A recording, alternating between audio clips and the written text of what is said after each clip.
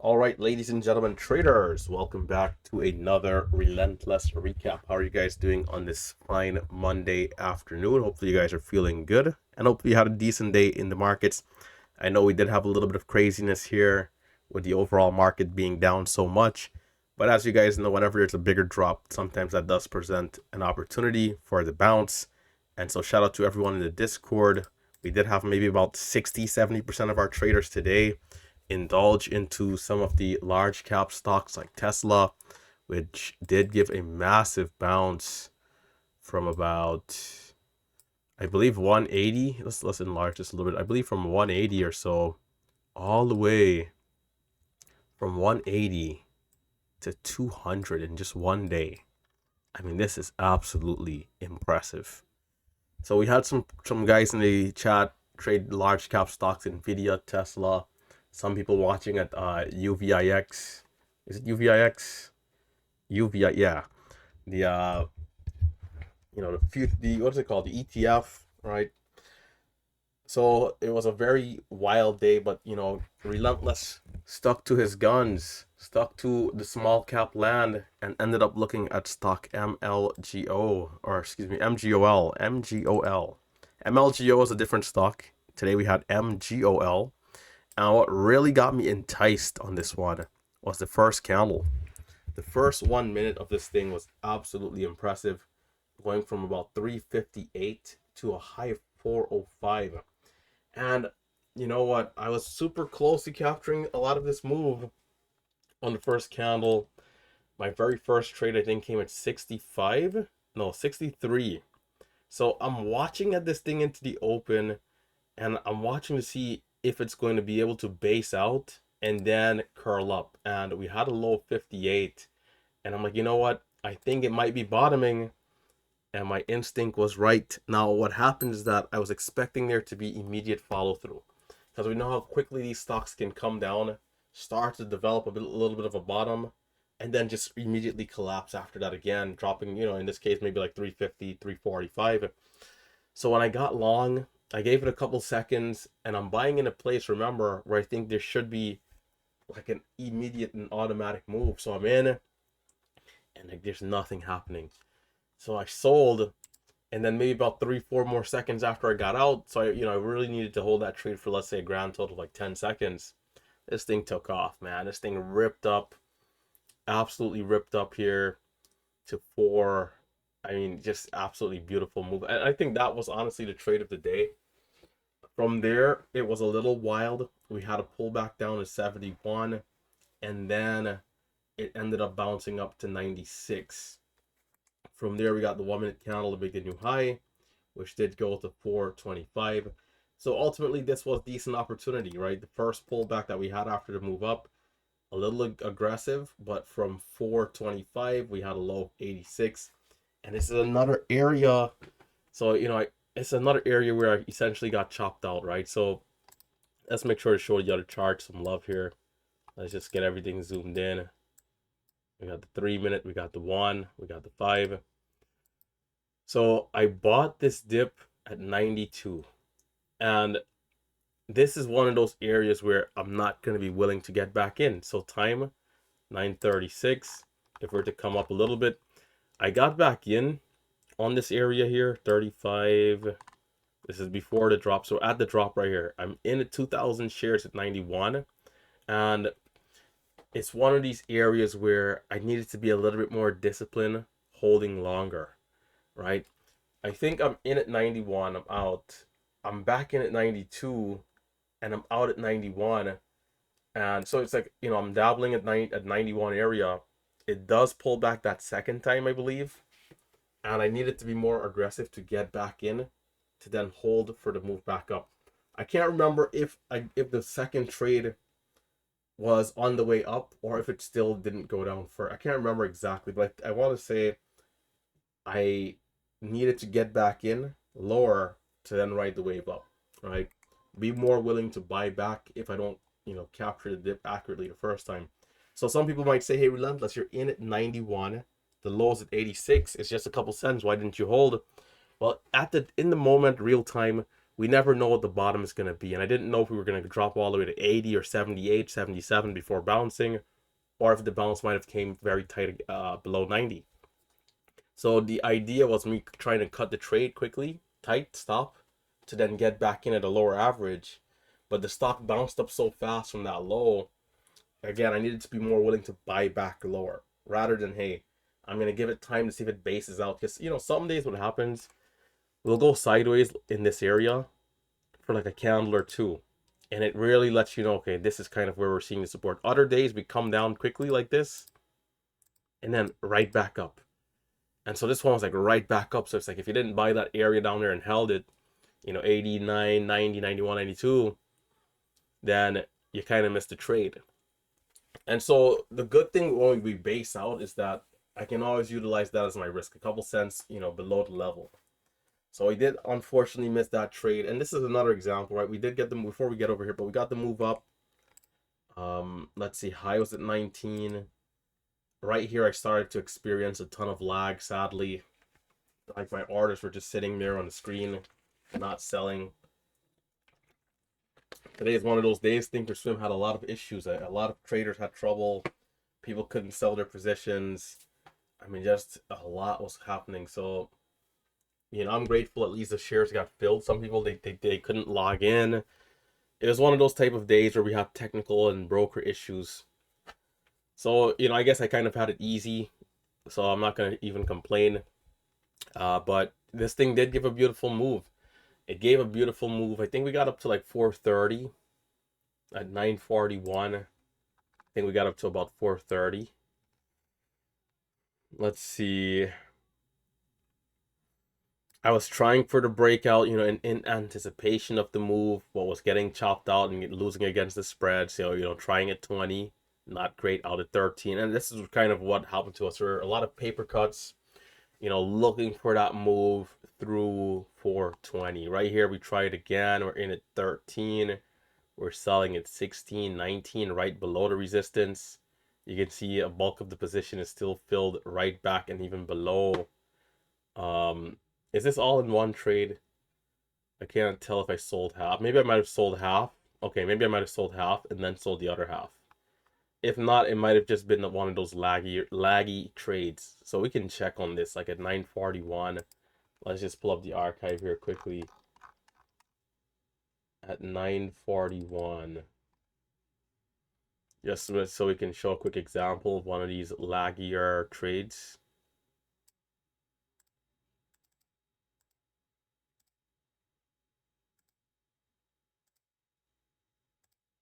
So I'm watching to see if we can get the breakout.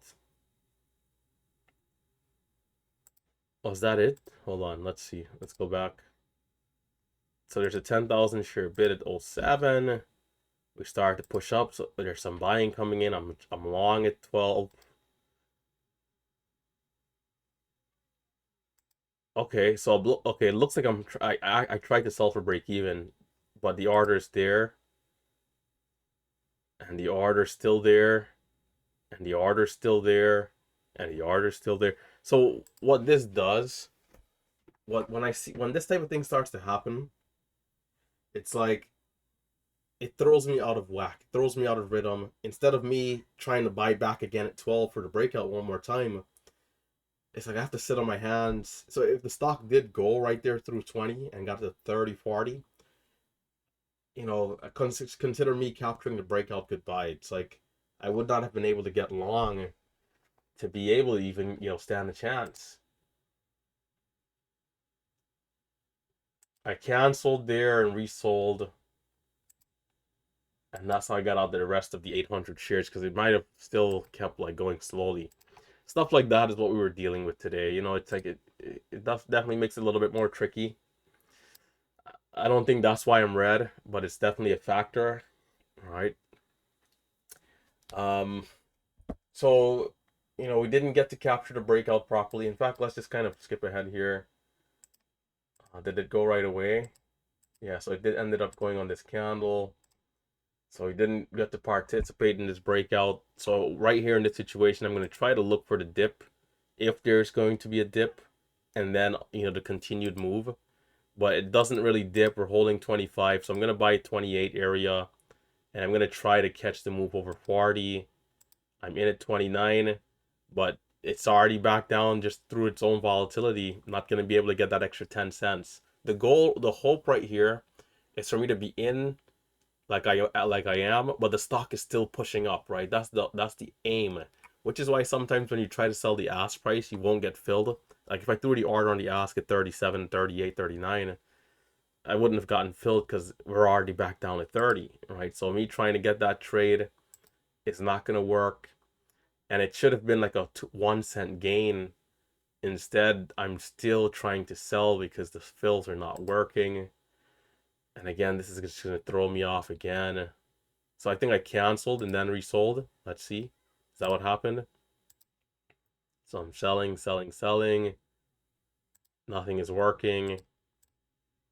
I canceled the order because the sell order is gone. And I think I'm going to try to sell again. And then I actually sell. Stuff like this. It's like, come on, you're kind of just areas where you shouldn't have even had a loss. Small things like this kind of, coming in the way. And then now because the orders are lagging again, where I would want to take the dip at our previous resistance, which I hope would become support. So ideally, I'd want to be long right here. Like right here, I'd want to be long. Oh, actually, no, we got to wait for it to play and then come back. But yeah, once we dip back down to 20, I want to be long. And if the selling pressure is too high, I can cut the trade. And that's a textbook trade for me, buying the previous resistance, looking for it to become support. So watch right here once it comes down. Right, there's a spread. I can throw out the limit order. Right here, the spreads are tighter, so I can just mark it in.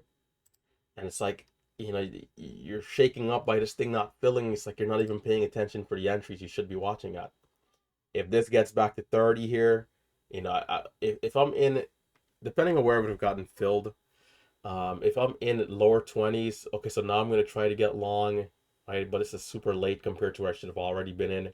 And this is even risky because I'm taking this trade. I'm still trying to trade normally, but the broker is having issues.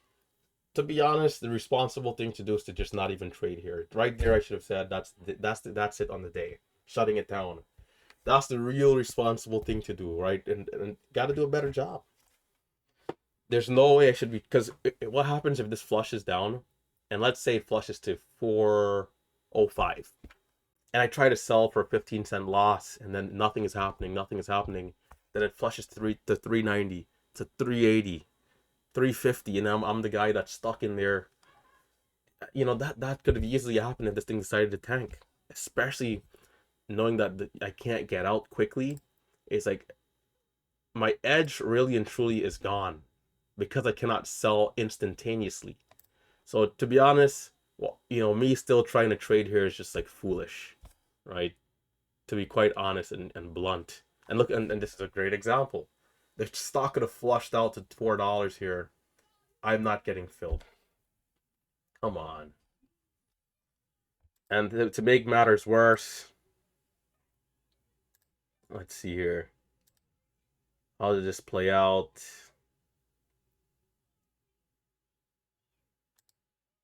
21 by 22.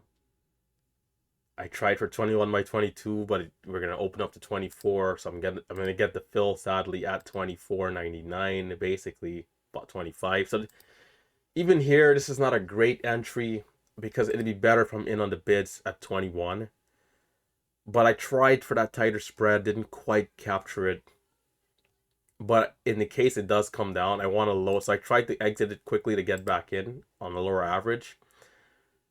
We're dealing with the lag right there. The goal is for me to be in right here again. If this holds tightly, I want to be in and see if it does want to reclaim. But it's just a disaster, man. Hopefully tomorrow we see a smoother day. Something I wanted to mention after this move up is that we did capture this trade down here nicely. So again, sometimes you're going to get this quick bottoming wick and a rip back up. Other times you get more of a, and I consider this a 5-minute setup. I would consider this a 5-minute setup. Why? Because the 1-minute consolidation was right here. Let's get rid of this one. The 1 minute consolidation was here between $4 and, let's say 420. This is the 1 minute consolidation. So when we break down and this comes down to 86, that's was that a 14-cent drop? This starts to become more of like a 5 minute pullback. And if we look at the 5 minute chart here as well, so over here is very similar around 950, right? If we look at the red candle here, so 950, we came down to a low of 82. And on the 1 minute chart, it looks like this. So I think I could have done a better job on this trade because I had the chance to add at 82, but I was being a little too timid because my stop was around 76 and I was hoping for sub 80 for the ad. But to be honest, it's just a couple cents difference. It's not going to matter. Like if I'm adding at 79, 78 versus 82, 3 cents, 4 cents difference, what's that going to matter when the stock gets back up? Because we're hoping it gets back up closer to the highs of like 420. Who cares about 3 more cents? So I should have took the ad, and I did sell majority of that trade on this candle, I think at like 405, because I noticed we were struggling against 10. I sold a few here, and then I sold a few more here because I expected we could come back down. I think I added back. I stopped out and then added back because I thought it might have been coming down, and then I sold some up at 408 again. So if we look at the log, that was at 951. We honestly, it's like one of these days where I don't really feel like I should have been red, but I ended red. It's like kind of strange. I gotta watch back the video here in full detail. So again, I was in with smaller size, just 1200. We needed to add, it's like a starter position. Then we can add to full size just to make sure we're not in too high versus what the lows could be. But it played out fairly well. We're out at 6, 4, 2. Not bad. I think we sold the entire thing, did we? No, we added back initially. We got stopped out. So it went below my initial average of 87, so I stopped out. And then I bought back at 93.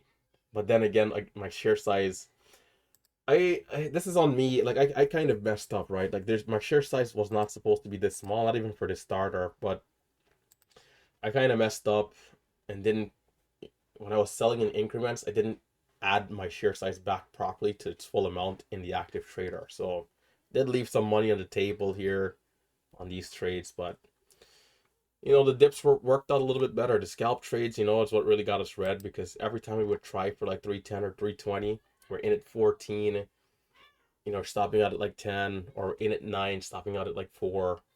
So that's what really got us, is the spreads and the breakout trade not really being solid.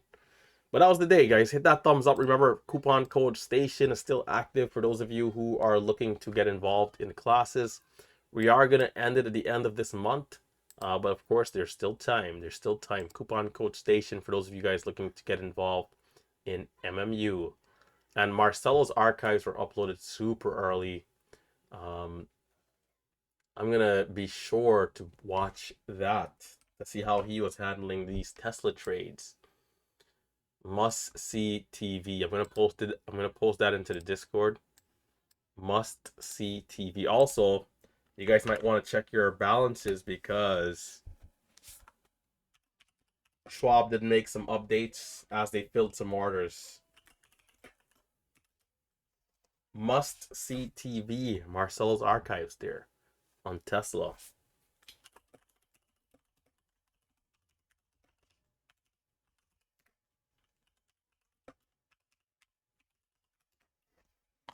I will be watching tonight, brother. Other than that, you guys can check out the Discord. And of course, Momo Pro, right? The links are all down below. It's been Relentless Trader. And I am, of course, signing out.